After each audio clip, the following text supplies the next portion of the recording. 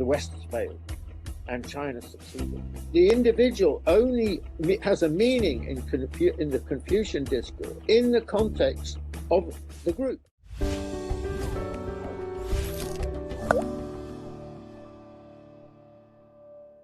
First of all, I really want to thank you for taking your time to have this interview with us, with China News Service. And so my first question will be that, because you have recently mentioned in an interview that it's a translation from Chinese, so it might not be, your original quote, but you mentioned that the USA has had enormous military advantage in operations in Iraq and Afghanistan. However, they all ended up in vain. And you concluded that the key to winning a war is to win the people's trust, not just win the battles. What do you think is the lesson for the US inventionism since Vietnam? Well, I think that the lesson they'll draw from Afghanistan and Iraq is that they're much less likely to do something like this for the foreseeable future, because both of them were such huge failures in every conceivable sense that I think that they were humiliating for the United States. Now, of course, they did draw for a period the same conclusion after the debacle in Saigon in 1975, but by the 90s they were limbering up to do this sort of thing once more. I think we're in a new situation now, though, because the United States was in that period from the 90s, with the collapse of the Soviet Union, full of triumphalism, believing that its power was limitless. And that is patently no longer true, above all, of course, because of the rise of China. Mm-hmm. So I think everything is cast in a new light as a result of that. Okay. Yeah. And then my next question goes to, it's a little bit about the domestic issues in the United States, because some argue that after what happened on January the 6th, this year at the United States Capitol, the whole idea of the American exceptionalism, or if you may, a city upon a hill, has totally fallen. Do you think that the United States still have the moral high ground to lecture on democracy and so on to other nations? Well, obviously, what happened in America from the election of Trump in 2016 to the events of January the 6th, just before his presidential term finished, created a very different perception, both within America and outside America, about the strength and viability of the American democratic system. Mm-hmm. I mean, there were many questions being asked, not least in the US, whether Trump would recognize the election result. Of course, he never has recognized the election result. Mm-hmm. And the sort of minor putsch that was tried was not beyond a point, not serious. But I think it does raise deep questions about the ability of the United States to survive in its present form. It's too soon to say it definitely won't. But this is a debate that America has not had for such a long time. Maybe the first serious debate since the American Constitution and the establishment of the United States. And the reason for it, I think, is because the reason for this threat is that America has been doing badly since 1980. Half the population have suffered either stagnant or declining incomes. Mm. There's a great deal of unhappiness. The country is very divided. The political system is now extremely polarized. And of course, there's now doubt about America's position in the world with the rise of China. So, you know, for the United States, the whole mood about it and within it has changed greatly. Some scholars argue that it's rather the political leadership instead of political system that matters. Meanwhile, other scholars use the term political meritocracy to describe the fundamental differences between the system of China and the system of the many Western countries. Do you believe that the success of China is rooted in its political system or in its unique political leadership? Well, I don't think either of those actually explain on their own China's success. I'm aware of this argument. I would say that China's rise clearly is also associated with its historical performance over a very long time, that we should not be surprised, really, knowing as much about history as we do, that China is once more on the rise. I mean, it's probably the only civilization in the world which has risen and declined so far at least 5 times. So why not a 6th? And then you've got to ask deeper questions than just a debate about political leadership and political system, which is, what is it about Chinese culture and Chinese society that has enabled this to happen?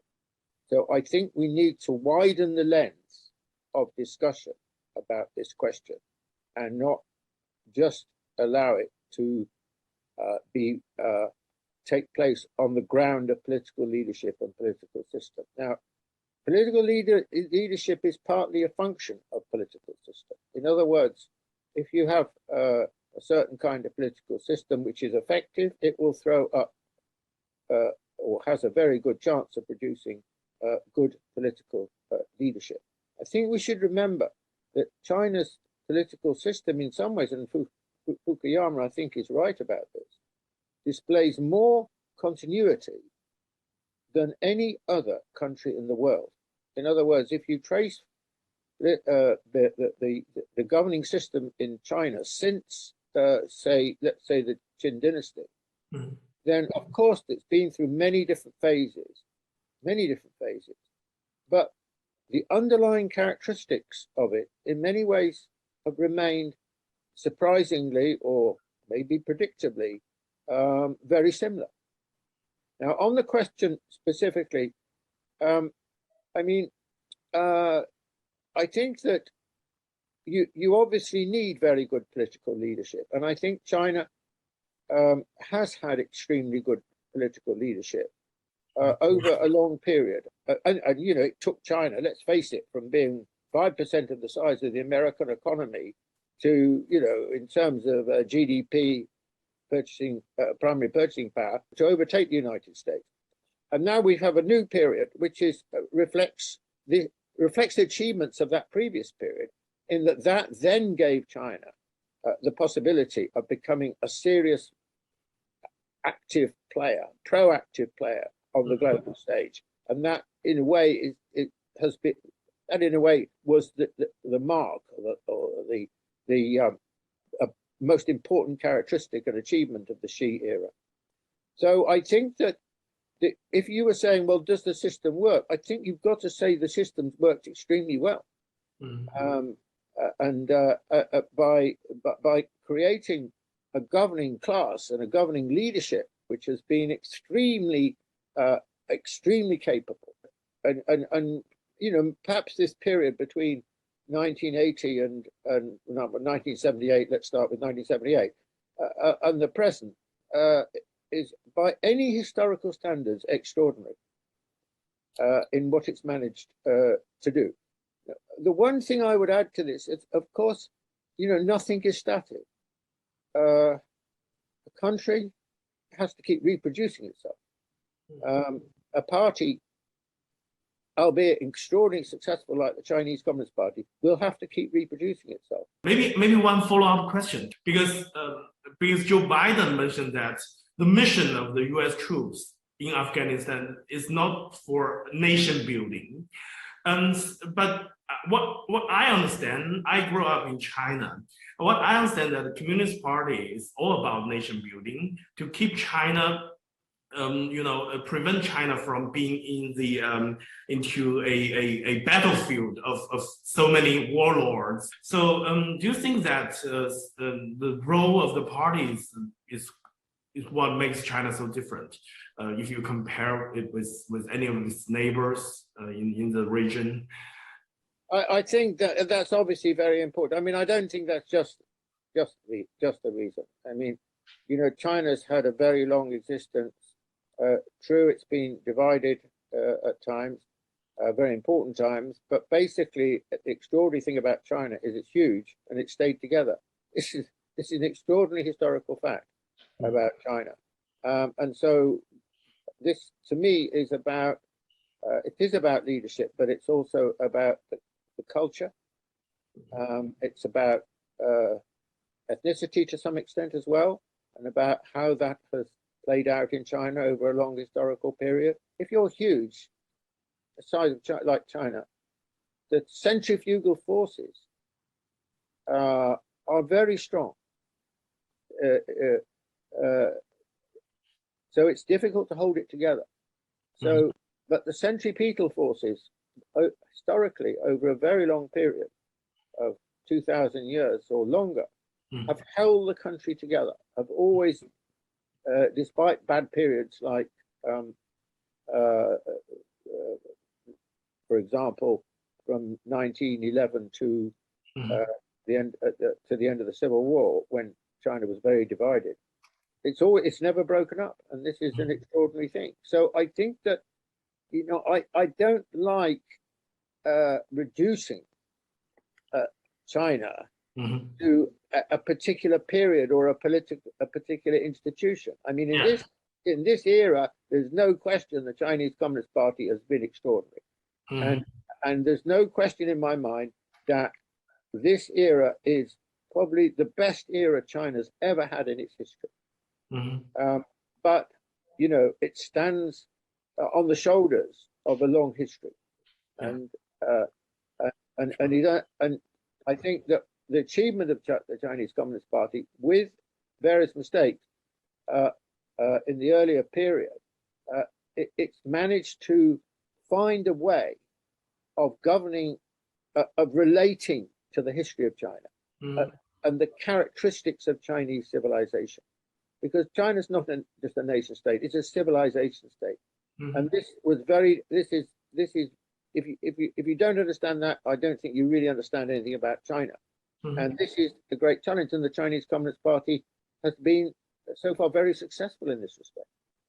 Okay, talking about understanding China, let's talk about misunderstanding about how China successfully fought against the coronavirus. Because last time when we talked on the phone, we talked a little bit about the Confucianism and China's the role of nation, the role of the state in a Chinese context, which is totally different from what we have here in Europe. And we also talk about the lack of knowledge or acknowledgement by the Western, scholars or experts in this field. They just, look at China, say, okay, it's a dictatorship and so on. What's your opinion on this issue? Do you think that that the Western world really need more knowledge, more, background knowledge to understand China in this sense? Well, I would say that there is a huge problem here. Which is a problem for China, but above all, it's a problem for the West. And that is that the West does not understand China. And it makes precious little attempt to try and understand it. So, and it tries to understand it, in the present context. it responds to it in the immediate context, not in and it doesn't really attempt a deeper understanding of it. Now, there have been figures in, for example, the United States. I'm thinking immediately of Fairbank and especially Lucian Pai, who did make a really serious attempt to understand China. And I think Pai did, in some profound way, understand the nature of the country. But by and large, if you look, and I'm referring here as well to many scholars of China in the West, they really don't understand it. And the reason they don't understand it is the Westerners have been brought up to essentially believe that their way of doing things is the exemplar for the rest of the world. That the basic paradigm, the Western paradigm, is superior to all others. And the way it works, its institutions, its norms, and so on, are the measuring stick for other countries. So, for example, take a really controversial area like human rights. I mean, there's no really serious attempt in the West to understand how human rights operate in China compared within the West. I mean, there's simply a totally different tradition because, and this really goes back a long time. It really goes back probably most importantly to Confucius, where the individual is not extant, is not at the center, but rather it's the group. It could be the family, it could be a wider group, it could be the whole of China. But the individual only has a meaning in the Confucian discourse in the context of the group, in the context of the society. Now, this is utterly different. This is the opposite to the United States. It is not completely opposite to European countries, but it's very different still. And so, and here's an example where no one ever tries, hardly anyone ever tries to understand the human rights. They project onto China the human rights values of the West without ever trying to think, well, what does it mean? How does China think of these kinds of questions and so on? And so I think that more or less most of the arguments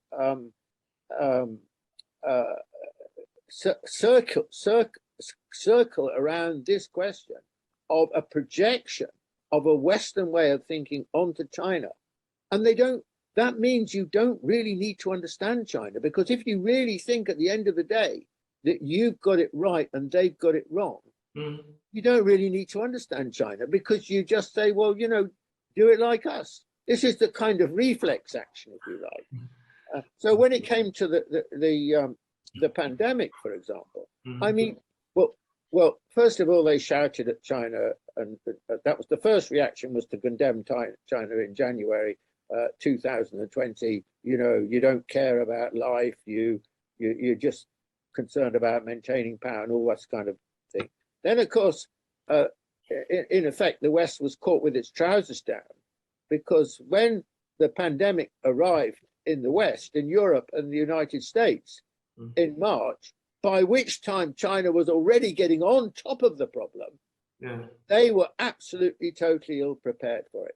But they've never been able, to be honest, they've never had any kind of humility. I mean, it is really a shameful exercise of diversion and distraction.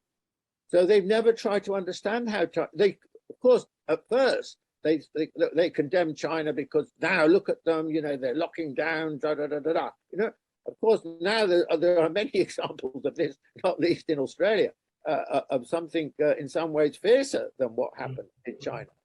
But then the question is, well, how did China succeed so well?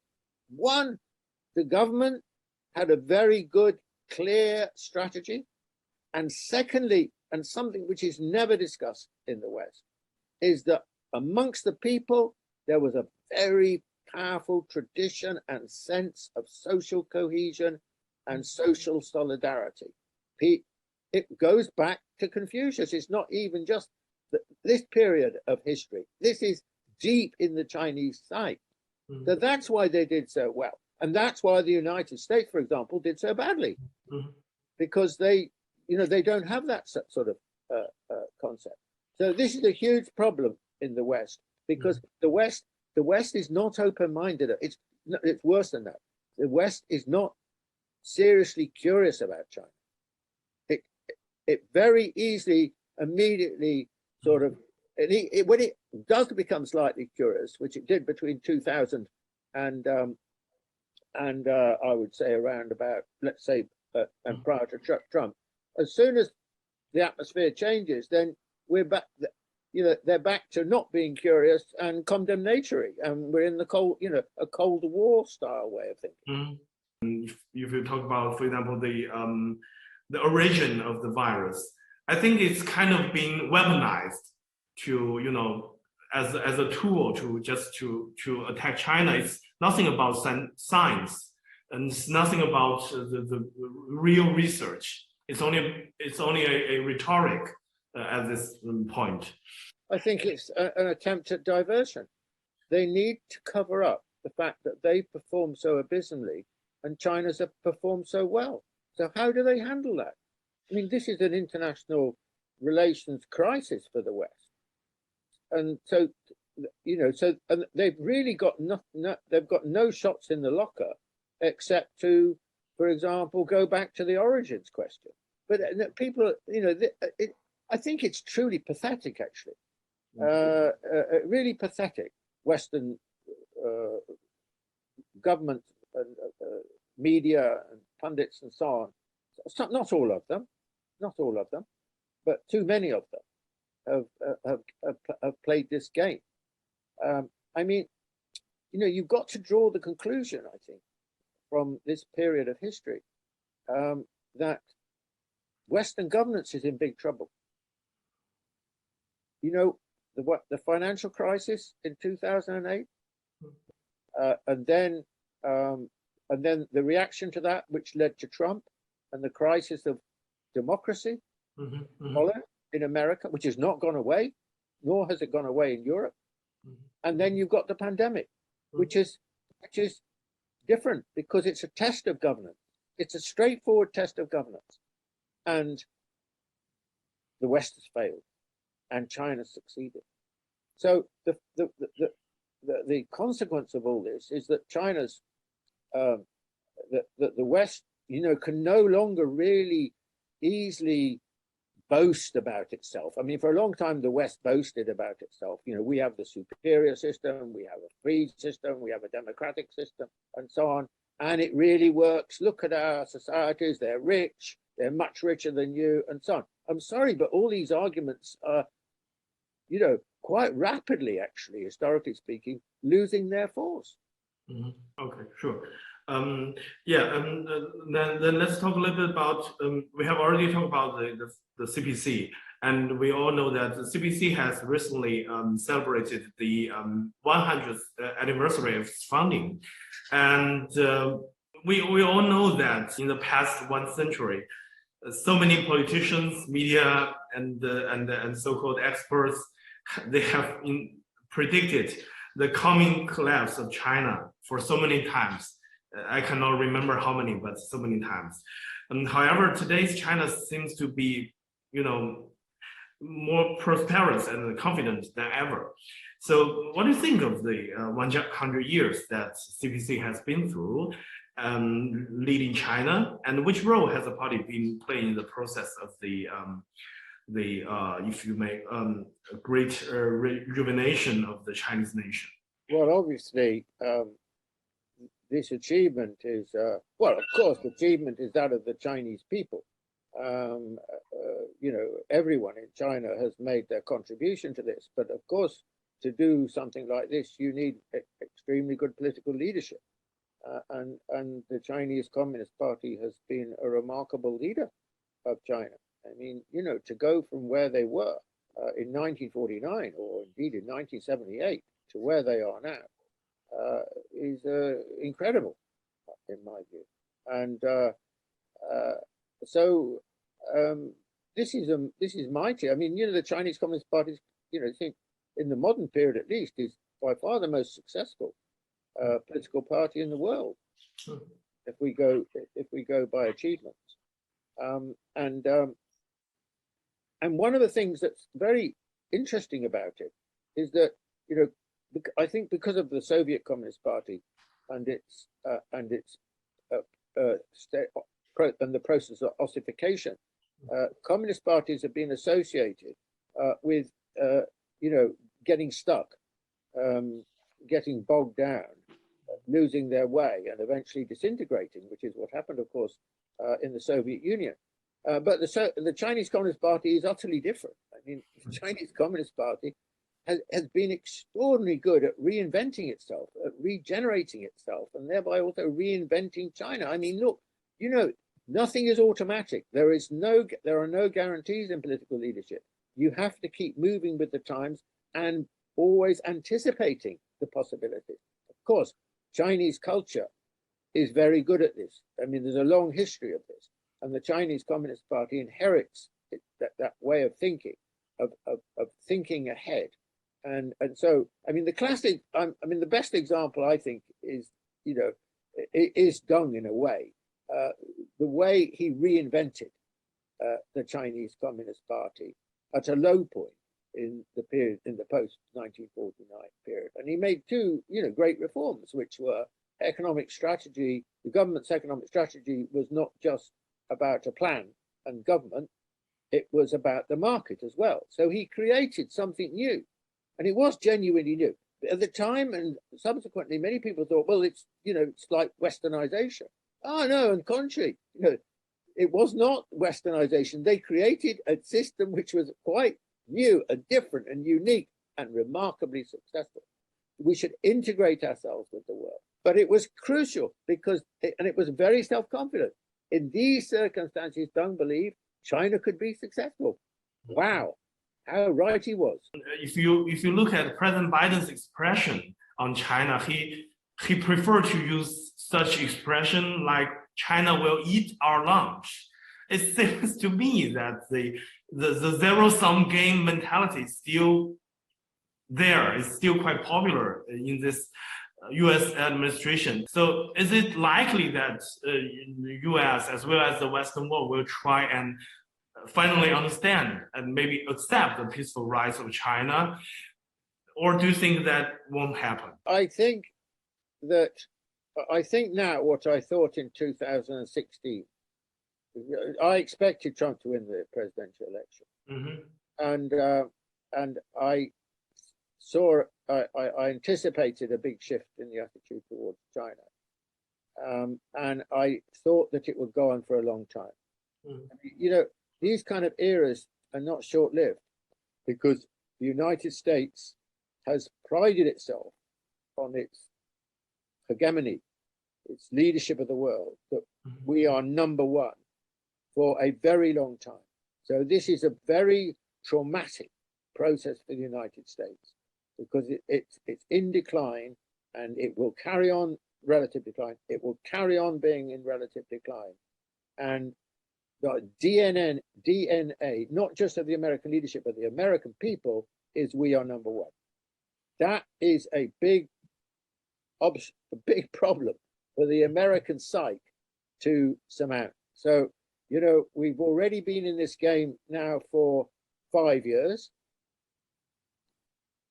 It's clear there's not going to be any great change under Biden. Might be a bit, but there's not going to be a big one. And then, then it's not difficult to see 10 years coming up. And, I would say not less than 20 years. Now, there is one, but I think eventually it will change. And so we're in the long game. We're not in the short game. That's why tit for tat's not good. If you allow me, I may add up one point, because last time you told me about your reading about China's common prosperity nowadays. What's your take on this issue? Well, I think this is a very interesting development. Now, and I think it's sort of confounded somewhat Western thinking. They're not sure exactly what to make of it. I think their reaction is because they're sort of congenitally anti-sinophobic at the moment. The initial the initial reflex action is to be negative about it, but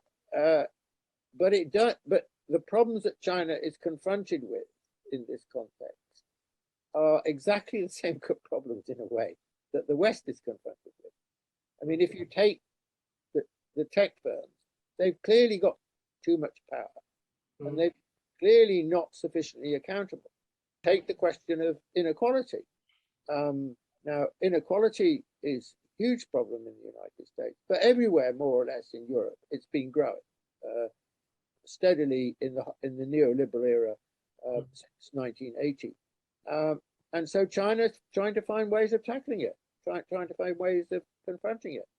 Or take the problem of the internet. Everyone worries. Every parent that I know, including myself when my son was younger, worried about how much screen he should use during the day. No, and every parent I know, more or less, except those who use it as a way of child minding, to keep your child quiet. Everyone worries, is angst about this problem. So this is very interesting, you see, that China is actually trying to address these kind of problems, which are problems in the West as well. So, I mean, I was reading a lead in one of the newspapers today here, which of course made the same points about, government, trying to establish control, etc. They made that's the point they always say. But actually, they also made the point, well, these are real problems, and they really need to be addressed, and they really need solutions. Because I think that's the problem here, because you mentioned that there is a really urgent need for the both countries to cooperate. Not only in climate change, but actually also in the pandemic, actually, if you really think about it. But the problem is that just I think the foreign minister Wang Yi, he recently said that USA cannot think that you could at one hand you want to ask all your allies to come together to group an ally against China in many different regions, but on the other hand, you want China to cooperate with you issues like climate change, biodiversity, and so on. I think it's for the Chinese leadership, it's never gonna happen. You're basically, it's kind of like blackmailing or something like that. And also, I think China is not accepting the White House and the EU's new definition of China's relationship with the West. It's like it's a how to say, it's like three roles of China. It's like China at the same time is a partner, and you cooperate when you can, and then you compete when you need, and then you fight when somewhere you became rivals. So it's like China is at the same time partner, a competitor, and also a rival, systematic rivals. Well, obviously, the problem with the definition is what is the relationship between being a competitor and being a rival, and which is the dominant player in the relationship. And at the moment, the dominant player in the relationship is the rivalry, not the cooperation. But it's just a phrase, I mean, of course, a phrase does mean it has deeper meanings, deeper thoughts behind it, and the deeper thought behind it is,